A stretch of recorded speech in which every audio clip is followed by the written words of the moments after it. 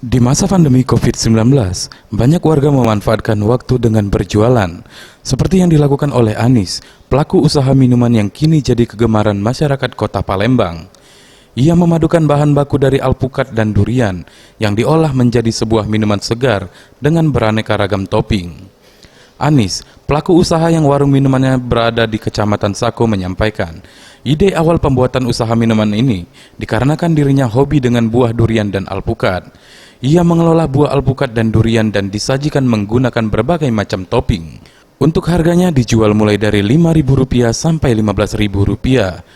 Untuk omset dalam sebulan, ia bisa mendapatkan Rp7 juta. Mbak Anis, ini untuk ide awal pembuatan minuman ini cak mana Mbak Anis? Awalnya karena hobi, jadi terinspirasi ingin buat usaha sendiri.